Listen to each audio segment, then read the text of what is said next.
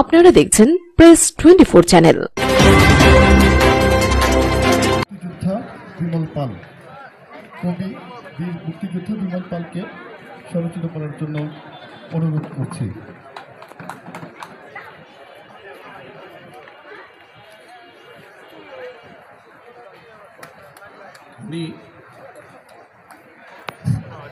আমি সরাসরি কবিতায় যাচ্ছি।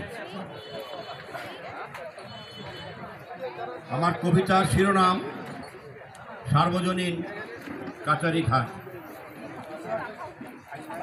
সার্বজনীন কাচারিঘাট, কাচারিঘাট এবং বাণিজ্য মেলার মাঝে প্রকৃতির এক অদৃশ্য ফাঁদ। কাচারিঘাট এবং বাণিজ্য মেলার মাঝে প্রকৃতির এক অদৃশ্য ফাঁদ। কাচারিঘাট নারীর বুকে মালভূমির মতন গিরিখা, তীর্থের কাক সেজে তাকিয়ে আছে গুটি কয়েক ভাসমান বারাঙ্গনা। ফিস ফিস ডাক শুনে ভেসে যায় মাস্তান সুন্দরী জোছনা। চন্দ্রবিন্দু বর্ণমালা পালা। শিরিনকে যখন খুন করা হয় তখন আরব দেশগুলো ঘুমন্ত ও কোলাহলপূর্ণ। এশিয়া ও আফ্রিকা তখন দ্রব্যমূল্য ও নানান চিন্তায় অস্থির। ইউক্রেন রাশিয়া তখন যুদ্ধমগ্ন।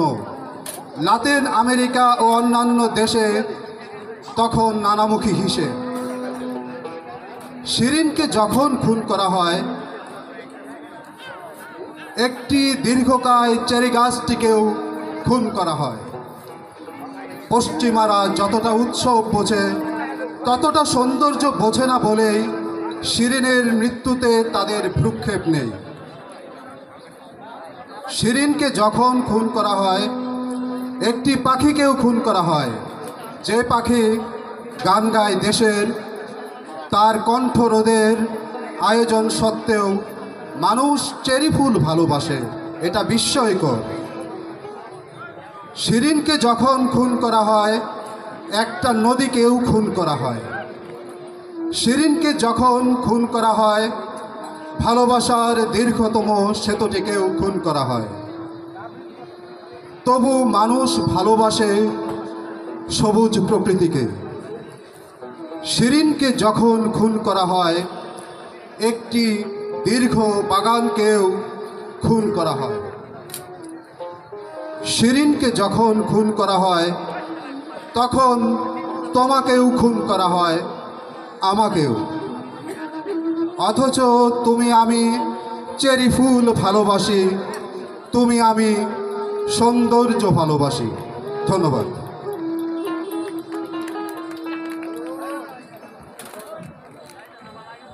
ধন্যবাদ আমাদের কবি আরাফাত রিলকে। আমরা এতক্ষণ একটানা কবিতা করতেছি, তো আবৃত্তি করানো হইতেছে, পাঠ করানো হইতেছে। মানুষ মনে করতেছে যার কোনো আয়োজন নাই, কিন্তু আমাদের আজকে অনেক আয়োজন।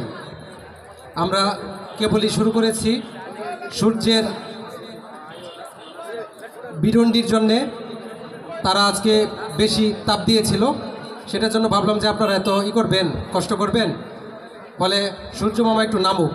নেমে গেছে। এখন আমরা যদি চাঁদ আসে তাদের সাথে আমরা বসে বসে আজকে আমাদের আয়োজন চালাবো। তো একজন সংস্কৃতি প্রেমী মানুষ সেলিম সাজ্জাদ, তিনি এসেছেন এই কবিদেরকে ফুল দেওয়ার জন্য। এটা কিন্তু আমাদের পুরনো কোনো সাজানো না, কিন্তু তিনি কবিতা আবৃত্তি হবে, কবিরা আসবে, এই ভেবে তিনি ফুল নিয়ে এসছেন এবং একে একে সকলের হাতে এই যে ফুলের মালা তুলে দিচ্ছেন, ফুলের একটা তুলে দিচ্ছেন। এইটাই হচ্ছে কবিদের ভালোবাসা। এরা দেখবেন যে আপনি অনেক বড় মঞ্চ সাজায় বই রয়েছেন, এরা যাবে না। অনেক ধরনের ফুল মাখায় নিয়ে বসে রয়েছেন, ফুলের পানি রাখছেন গোসল করার জন্যে, কবিরা যাবে না। শিল্পের মানুষ, কাব্যের মানুষ, এরা যাবে না। এরা যাবে হচ্ছে প্রাণের টানে, যেখানে তার প্রাণ চায়, মন উঠতে চায় আকাশে।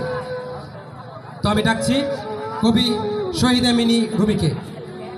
কবিতা পড়বার জন্য ডাকছি শহীদা মিনি রুমি। উপস্থিত থাকবেন, প্রস্তুত থাকবেন সুরঞ্জিত বারই।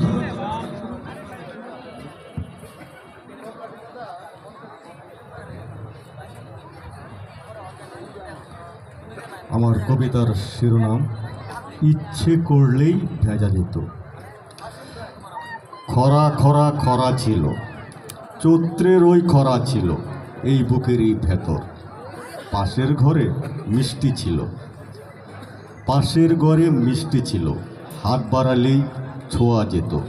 ওখানটাতে ফসকা গেরো এক টানেতেই খোলা যেত।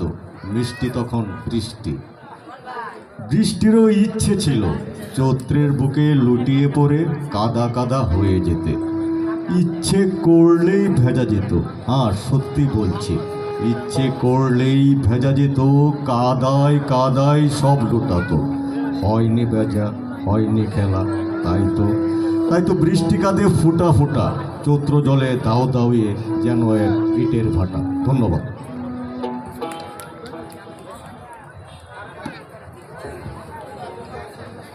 কবিতা পড়বেন সুরঞ্জিত বারই, কবি সুরঞ্জিত বারই।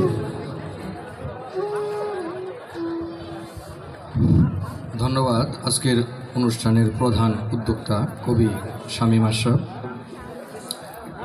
মূলত ব্রহ্মপুত্র এবং এই জনপদের আমরা যারা মানুষ, তাদের এক ধরনের শ্বাস প্রশ্বাস নিহিত এই ব্রহ্মপুত্রের স্রোতে। যদিও আজকের এই ব্রহ্মপুত্র অনেকটাই ম্রিয়মান, তবুও সকলকে ধন্যবাদ জানিয়ে আমি ব্রহ্মপুত্র শিরোনামে একটি স্বরচিত কবিতা পাঠ করছি। ব্রহ্মপুত্র। তোমারে ভুলতে না পারা এক পুরাতন রোগ আমার, তাই বারবার ফিরে আসতে হয়। আগের চেকনাই কবে হারাইছো তুমি, এই হার চিরচিরা দেহখান এখন অচল। মাছেদের সাঁতার নাই, বকের উড়াউড়ি নাই, ঝিরঝিরা বাতাস নাই, মাঝির গলায় সুর নাই। আসমানের নীল তা অনেক দূর চইলা গেছে। এই বসন্তেও তুমি বধির, শুনো নাই কুহুসুর পাতার মর্মর। দুই চোখে দেখো নাই নেবু ফুল অথবা বাহারি সবুজ, অথচ আমি বর্ষার অপেক্ষায় থাকি, তোমার বুকে ঢেউয়ের অপেক্ষায় থাকি, আর পরন্ত যৌবন বান্ধা রাখি। ধন্যবাদ।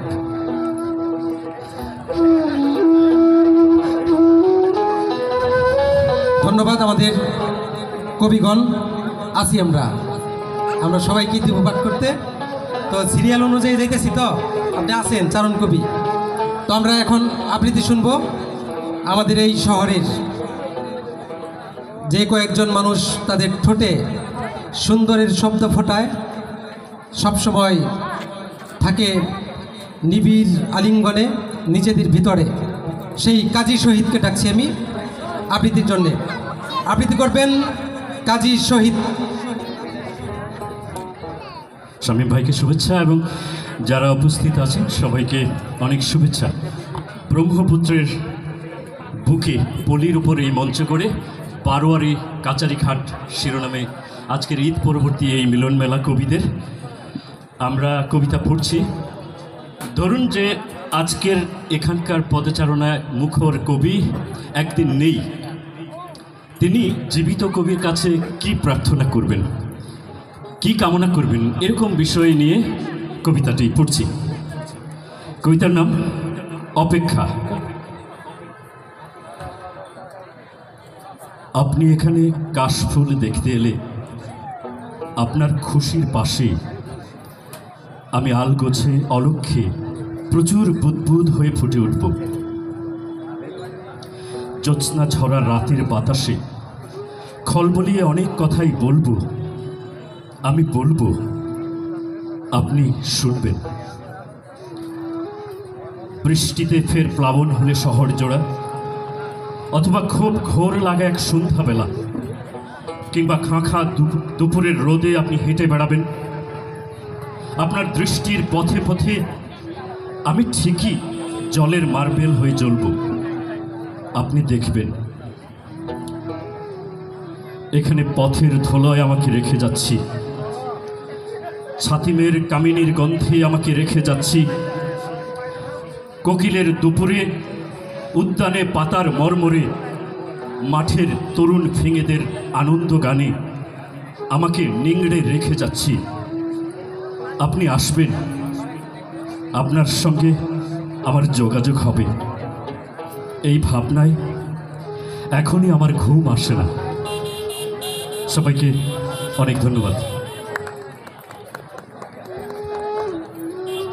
আবৃত্তি শুনলাম, আবার আবৃত্তি চলে যাব। আবৃত্তি করবেন আফতাব আহমেদ মাহবুব ভাই। আসছেন আফতাব আহমেদ মাহবুব। শুভ সন্ধ্যা। আমার সন্তানের আকাশ দেখতে পারে না, আমি সেই কথা বলি। আমার ব্রহ্মপুত্র শুকিয়ে গেছে, আমি সেই সব কথা বলি। আমি আমার জনপদের মানুষ